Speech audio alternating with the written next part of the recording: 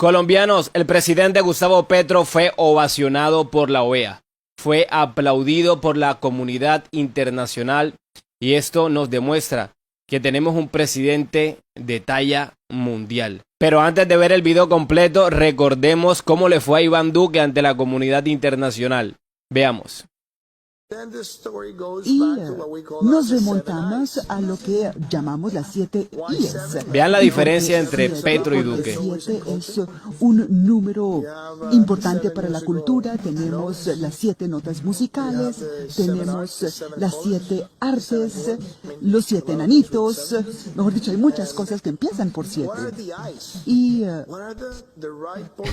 ¿cuáles son las políticas correctas que empiezan por I, que son importantes para la cultura? Esas son las que les quiero plantear, las 7 I's que tenemos que pensar juntos en este proyecto de ley sobre economía naranja y que el gobierno desea apoyar para desarrollar. Como pueden ver, Iván Duque hizo el ridículo ante la comunidad internacional cuando llegó, fue a hablar de los 7 enanitos y de las 7 I, de su economía naranja podrida. Y ahora veamos la diferencia con Gustavo Petro. Esto sí es un líder de talla internacional. Escuchemos. De latinoamericanos y latinoamericanas. Y la crítica no es hacia un lado sin mirar el otro lado, polarizándonos y destruyendo el mismo contenido, lo que significa un pacto democrático. Claro que sí me interesa y lo estoy luchando, que Venezuela reingrese al sistema interamericano de derechos humanos. Claro que deberíamos conversarlo con Cuba, que nunca estuvo. Se construyó incluso contra los proyectos que se construían en la sociedad cubana. Pero no miramos Perú, entonces. ¿No hay allí un presidente preso sin sentencia judicial, sin sus derechos políticos? Es decir, en contravía de la Carta Democrática. Nuestros sistemas jurídicos, no solo los de nuestros, los de allí, los de los vecinos, aún no están recortados de tal manera o construidos de tal manera que contradicen la Carta Democrática, que se pueden echar presidentes electos porque sí, porque no tienen la mayoría en el Congreso, cuando son electos por el pueblo.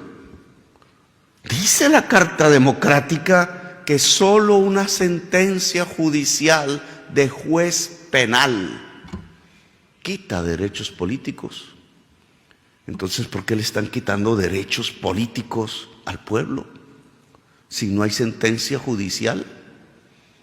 No lo vemos, no lo vimos en Honduras, no lo vimos en el Paraguay, no lo vimos en Brasil, no lo estamos viendo ahora en Perú. ¿No podría suceder en Colombia o en otro país cualquiera de los que aquí presentes?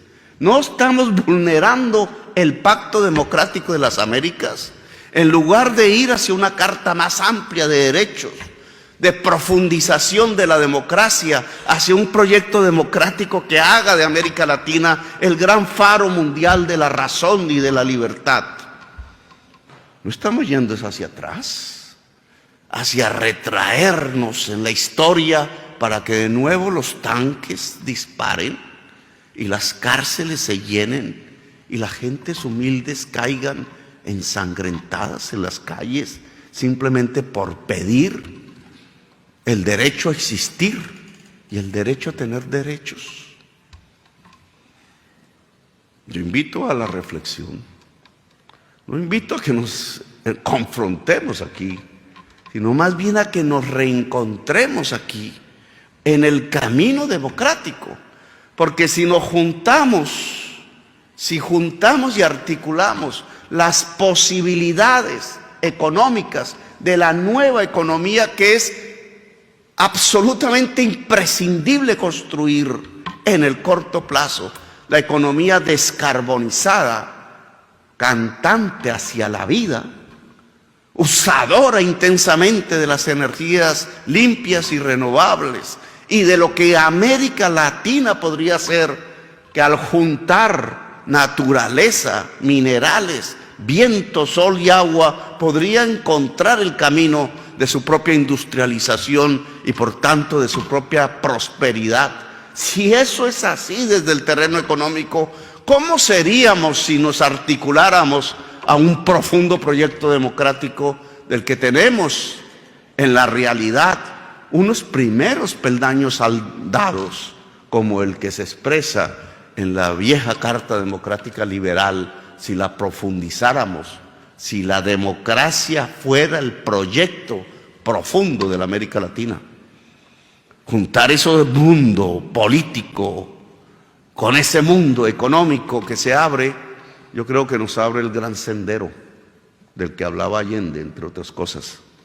El gran sendero de las transformaciones, el gran sendero del nuevo papel que las culturas, que como sangres cósmicas, podríamos decir, como decía Vasconcelos, se juntan en este rincón del planeta, podría ser el sendero precisamente para demostrar que es posible y que es real ser una potencia mundial de la vida. Gracias, muy amables, por haberme escuchado. ¿Qué diferencia entre Iván Duque y Gustavo Petro? Este sí es un verdadero presidente de talla mundial, aunque les duela.